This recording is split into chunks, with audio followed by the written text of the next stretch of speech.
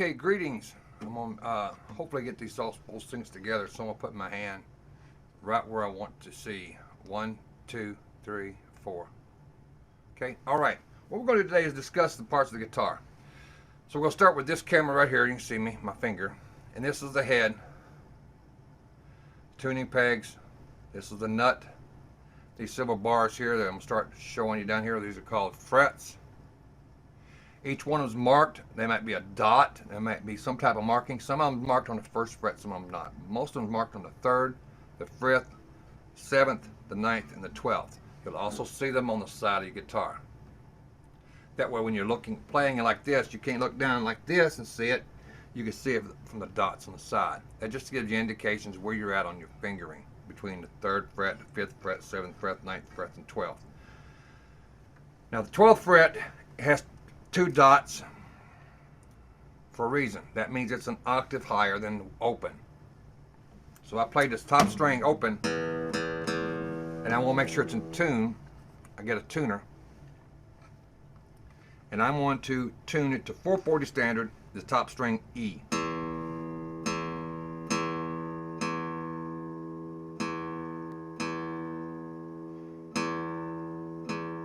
It might fluctuate between, you want to keep it mostly in the green. Next one's A.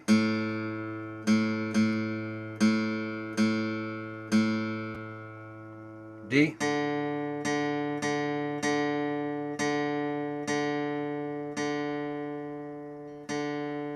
G.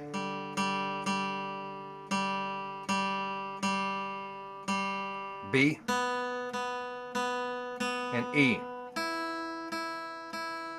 Now, I just got these put new strings on, so they're going to stretch from time to time. That's okay. They're going to do that.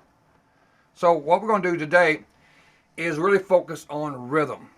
Now, what I just done is when I tune the guitar strings, I want to make sure you understand. We remember the little acronym, the little saying: elephants always do grow big ears. That way you can always remember the name of your strings. Now the reason being we tune it to that is because that way when everybody teaches the same chord, we're going to know it's going to be the G chord in this particular sample, or the C chord, because we know what we tune the strings to. Now, if you have difficulty in playing that, you got to reconfigure your fingering, you know, in playing a chord if you tune it differently than what I just suggested. The first thing we're going to do is what's a boom chick method. So instead of, now, we're going to look at this. There's several ways of playing rhythm guitar. Okay? Now, first thing we're going to do is learn just basically rhythm, just basically strums down like this. Now you notice I'm just muting my hand because I just want to show my right hand just like that. Now the way you do that is you think about a drum beat.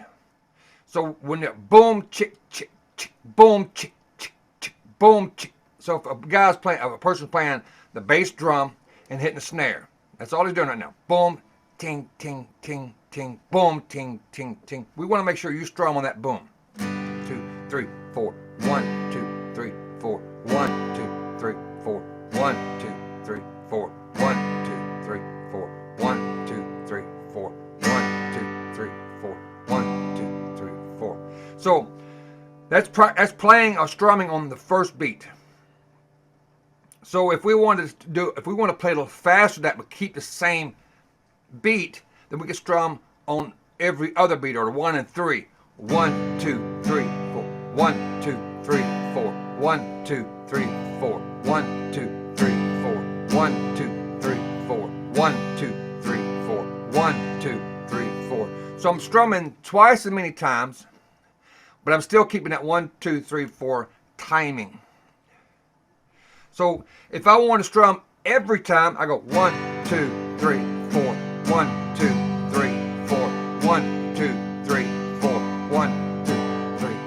That's all it is learning the basics of the count. So when a drummer's playing the beat, do you strum once every 4 beats, twice, once every other beat, 4 times on every beat? So we think about the way the whole note is, the half note, and the quarter note. Those are the 3 things we're going to focus on. The whole notes: 1, 2, 3, 4. 1, 2, 3, 4. 1, 2, 3, 4. 1, 2, 3, 4. Half note: 1, 2, 3, 4. 1, 2, 3, 4. 1, 2, 3, 4. 1, 2, 3, 4. 1, 2, 3, 4. 1, 2, 3, 4. It's every other beat. Quarter notes. 1, 2, 3, 4. 1, 2, 3, 4. 1, 2, 3, 4. So we're still keeping the same tempo, the same beat. Just how many times are you playing a note within a measure? So what we're going to try to do is I really want to focus on teaching the proper timing and tempo, and we're going to start using different programs such as Strum Machine to show you, and that way, no matter what, you hear it the proper. Like say, if I say 60 beats a minute, so if I was just counting in my head 1001, 1002, 1003. I'm going to count 1001, 1002, 1003, 1004, 1005. So I'm basically doing 60 beats per minute or 1 beat per second. So each time I do a strum, it's 1 second. So I'm going to get 60 strums within a minute. So I'm going to use Strum Machine to help me really emphasize the proper timing and tempo. So if I was to put something at 40 or 50 or 60, and you can definitely hear it. So this way it helps you practice a song slow at first. Now let's go into the key of G and why it works the way it does. You notice all I've been doing is strumming the G chord. That's all I've done. I've done anything else with the G chord. Now the major chords like G, C, D, all these other major chords, they have 3 notes that compose that chord. 3 notes put together makes a chord. Okay, so 3 major chord, a major chord. With G, if you notice we said elephants always do grow big ears. So in order to make a chord, I got to get the 1st, 3rd, and 5th. So if I'm going to make a G chord, G is my first. So I got to go from G, A, B, C, D. I got to play G, B, and D. Now if I put this configuration here, as you see on my left hand, that's going to make those 3 notes G, B, and D. So they harmonize together. G, B, and D. I'll make a C chord. I'm going to make sure I get the C, E, and G. Because if you think C, D, E, F, G. So C, E, and G are my 1st, 3rd, and 5th.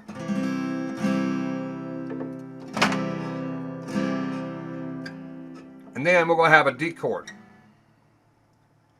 Again, the D chord is composed of D, F sharp, and A. Now we're only going to play from this 5th string, not the 6th string.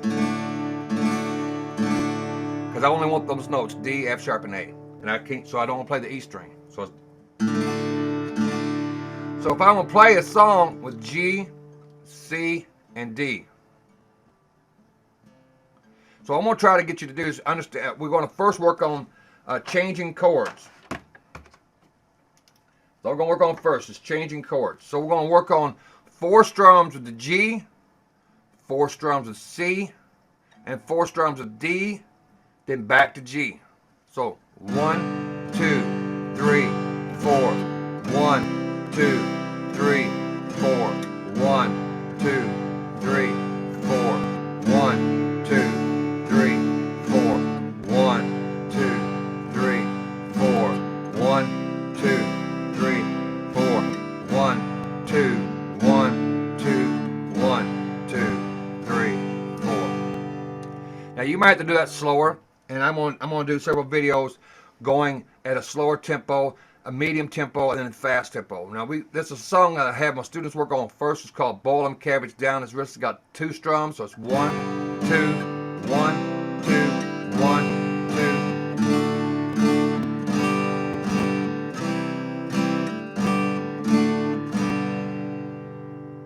So you might do that a little slower. That's okay. I'd rather if you take your time, because you might say, well, it's going to take me a while to get to the C chord. Well, then make sure it goes 1, 2.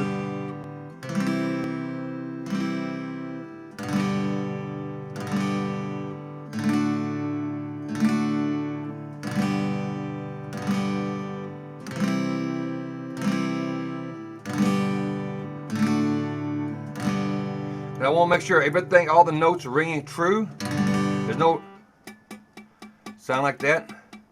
That means you're not getting behind the fret. The fret's this metal bar. Put your finger behind the fret so that it can push the strings right on the bar. Don't put it on the bar because you get that. Put it behind the bar so you get a nice clean sound. So G, C, and D. A lot of songs that you can play in this. Let's say, for example, I'm going to show you some examples. I'm going to play this D, C, and G, but if you watch, listen, you'll know the song.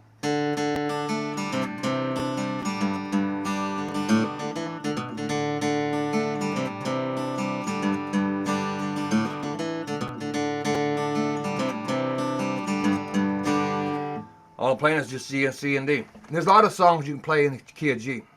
And we're going to work on G, C, and D for the longest time so you get your fingers to know to move back and forth. That's all we're trying to do is get muscle memory going, okay?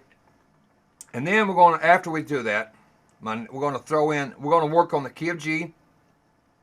And then we're going to start to the right of circle of fifths. By now I showed you the circle of fifths, so we're going in the key of D. So we got, in the key of G, we got G, C, and D.